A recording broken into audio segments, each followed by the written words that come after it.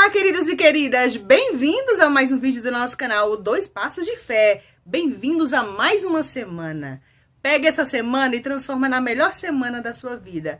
Tá um pouco tristinho, tá um pouco para baixo? Pega essa energia que não tá tão legal e transforma em uma usina de reversão. Reverta tudo que vem contra você. Deus é contigo. Falar em Deus é contigo, você tá com a gente também? Não está inscrito? Vai lá e se inscreve. Dá like, compartilha e comenta. Você é muito bem-vindo e é parte importante da nossa família. Por falar em família, hoje falaremos de animação. Falaremos sobre desenhos animados. Vamos quebrar um pouco tantos temas às vezes pesados e falaremos sobre animação, desenhos animados. Escolhemos 4 histórias. Durante nossas pesquisas encontramos muitas histórias reais de desenhos de animações, mas selecionamos 4. E desde já, fica com o olho vidrado no nosso vídeo, que pode ser que você tenha informação além do que a gente passe aqui. Bem-vindos a mais um vídeo.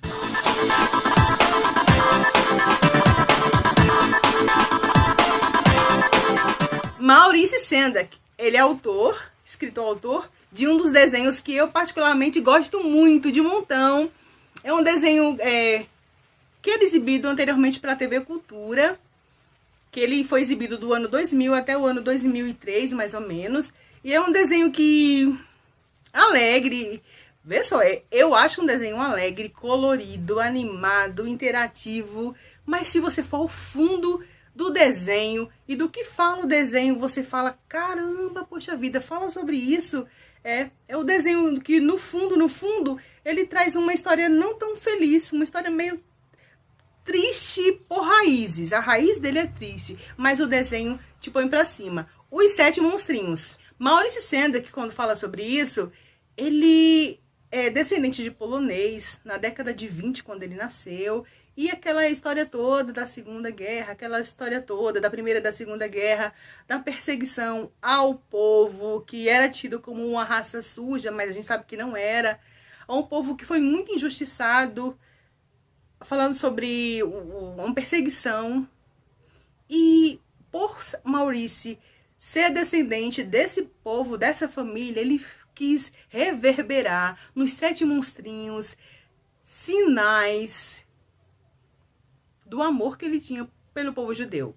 Por exemplo, vê só, uma das características dos 7 monstrinhos que, se você não pegou, ou se você meio que pegou assim, fala, caramba, é verdade, nossa, bateu mesmo, é isso mesmo. Os 7 monstrinhos são 7 monstrinhos.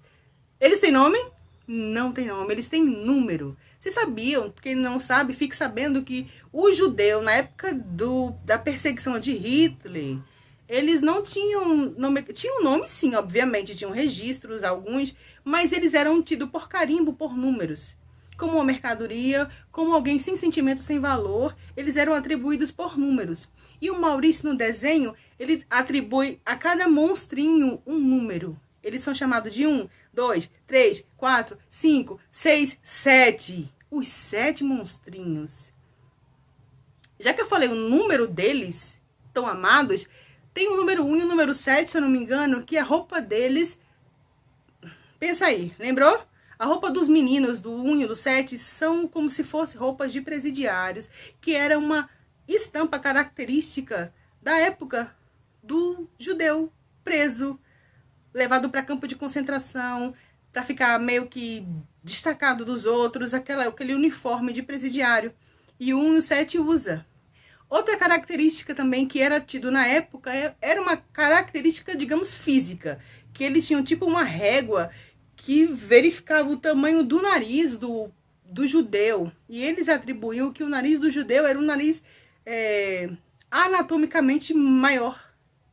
E eles mediam e viam, de acordo com a característica do nariz, que era assim judeu. E que era assim para ser atribuído a um número e assim atribuído àquela perseguição. Os 7 monstrinhos, todos eles têm narizes diferentes e narizes grandes, né? Protuberantemente destacáveis. Os 7 monstrinhos é um desenho que, volto a falar, sempre gostei, sempre vou assistir e indico. Se você nunca viu os 7 monstrinhos, veja. É um desenho que te faz interagir, pensar E você vê que eles tinham a mãe, sim. A mãe era tida como normal, era uma mulher esforçada, pobre, para cuidar de 7 monstrinhos que eram perseguidos. Você vê que na vizinhança, eles sempre, quando chegavam, eles eram discriminados, eles eram tidos como algo que estava trazendo impureza para o ambiente, segundo a mentalidade que Hitler quis aplacar as pessoas. Mas não, os 7 monstrinhos estão aqui, ó, no nosso coração. Os 7 monstrinhos, os 7 monstrinhos, os 7 monstrinhos. 1, 2, 3, 4, 5, 6, 7. Os 7 monstrinhos. 7 monstrinhos. Edith Masfeld. Você conhece essa mulher? Garanto que conhece. Ela inspirou, embora os produtores do desenho digam que imagina que não tem nada a ver, mas sim, tá confirmado, inspirou o desenho Up, Altas Aventuras. Já viu? Lindo, né? É um desenho, é uma animação emocionante da Pixar. E a gente vai falar rapidinho sobre quem já viu o desenho, quem já viu a animação, vai meio que fazer a ligação com a história da Edith. Ela tinha 82 anos quando começou a trajetória dela, vê só, 82 anos. Nunca é tarde para você entrar para a história. Ela morava numa casinha desde sempre. Também tem aquele histórico da Polônia, da perseguição da Segunda Guerra, da perseguição por ter uma origem judia. E ela morava, na localidade que ela morava, começou a se construir a indústria imobiliária. Lembra que a gente falou em um dos vídeos atrás sobre aquela foto dos caras almoçando em cima de um prédio grande de construção? Foi mais ou menos nessa época quando ela chegou para esse lugar. Ela fixou sua residência ali e foi vivendo. A Edith foi vivendo ali, né, ficou jovem, adulta, e ela sempre ajudava órfãos com comida, costurando roupa, dando calçado, dando abrigo, dando cobertor, mas ela sempre morou no mesmo lugar. Ao redor da sua casa, na rua onde morava, foi chegando a tecnologia, foi chegando os edifícios, os prédios, até que os arranha-céus foram se destacando. E as indústrias imobiliárias começaram a assediar a Edith para que ela vendesse a sua casa, porque eles tinham intenção de fazer, onde era a casa da Edith, mais um prédio. Só que a Edith não vendeu. Se você for fazer a analogia com o filme Up, não é uma senhora, é um senhor.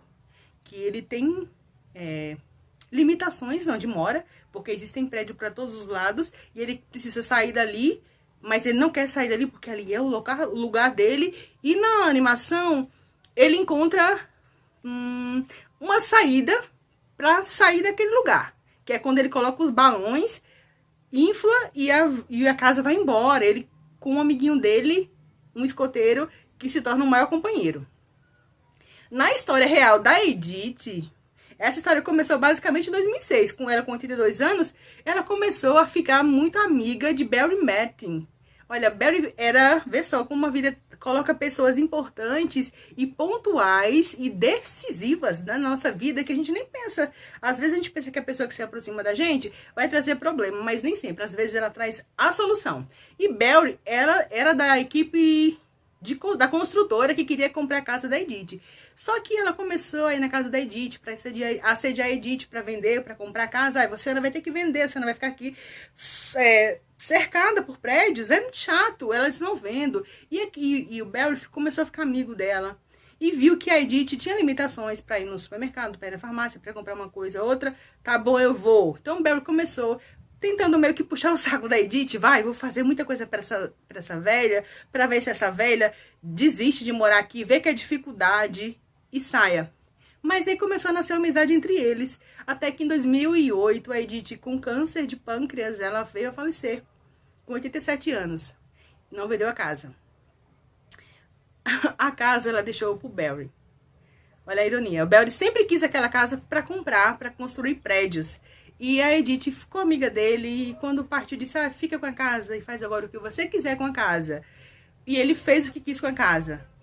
Ele passou, a casa já estava no nome dele, a Edith tinha doado para ele. Ele pegou a casa e passou para indústria imobiliária. Um escritório foi afixado ali na casa da Edith. E passou uns anos, passou uns 5, 6 anos. Por volta do ano 2015, a casa foi a leilão. Vê só, a Edith morreu em 2008. E em 2015 ainda era uma casa. Sabe que às vezes a gente sabe que tem que fazer aquilo.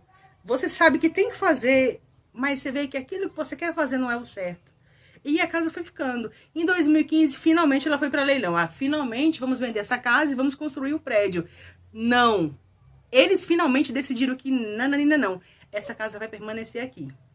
E adivinha o que fizeram? Pegaram balões coloridos, colocaram no topo da casa e determinaram que nem sempre o que se quer fazer é o correto.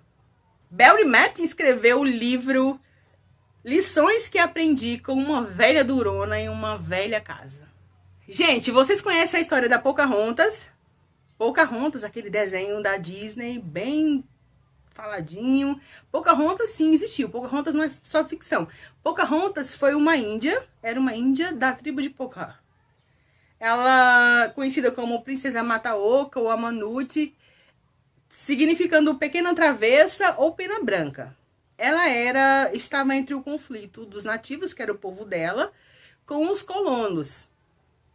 Os nativos eram os índios ali que eles não queriam ter contato de jeito nenhum com os colonos. E os colonos queriam ter contato com os índios.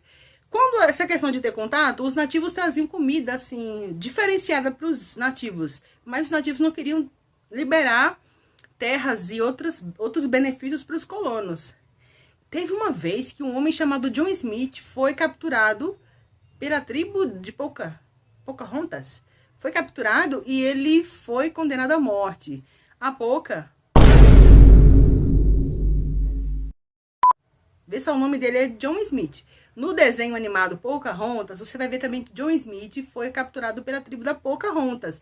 Só que no desenho, na animação, há um meio que um romance entre a Pocahontas e John Smith. Há esse romance, mas na vida real não. Na vida real, Pocahontas, ela tinha pouco mais de 10 anos.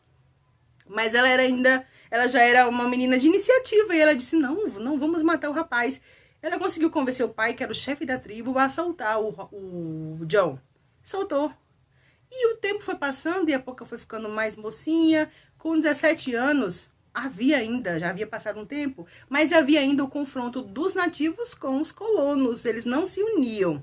Pocahontas foi raptada. Os colonos foram, de surpresa, levaram Pocahontas raptada. Pocahontas agora estava entre os colonos. E lá, depois de muita negociação, os colonos decidiram que se Poca quisesse ficar, ficaria, mas só se casasse. E Poca se apaixonou. Pocahontas se apaixonou por John Rolfe.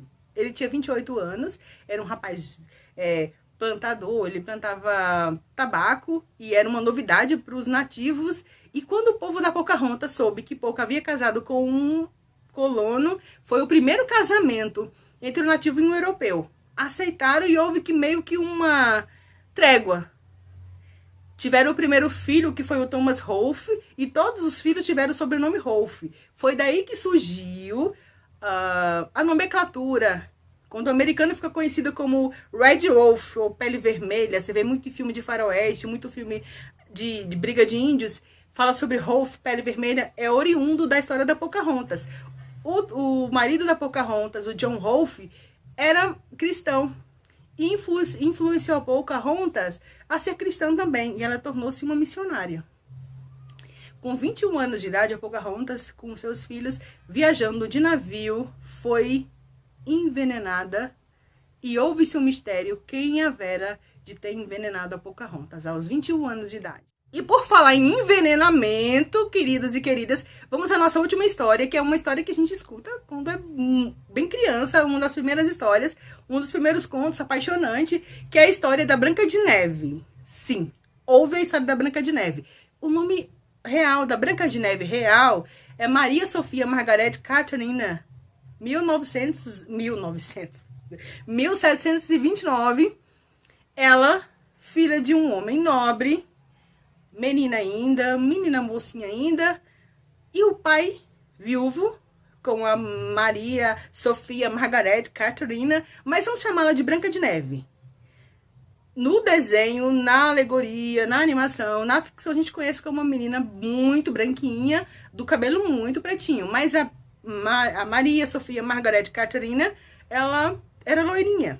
Então, mas vamos chamar de Branca de Neve. Branca de Neve, filha de um homem viúvo, ele casou-se com uma mulher. Só que essa mulher não era uma mulher, era uma bruxa em forma de mulher, porque era muito chatonilda, era muito implicante com Branca de Neve. Sim, de verdade. E o pai da Branca de Neve deu para nova madrasta, né, para nova esposa, um espelho, que pra época era um espelho com poderes. Já viu essa história antes? Esse espelho interagia com a dona, e a dona interagia com o espelho. E ela implicava um ciúme, uma perseguição com Branca de Neve, ao ponto de dizer, olha, aqui na minha casa fica só eu e meu marido, arruma um jeito de você ir embora, não quero mais te ver. Isso aconteceu real.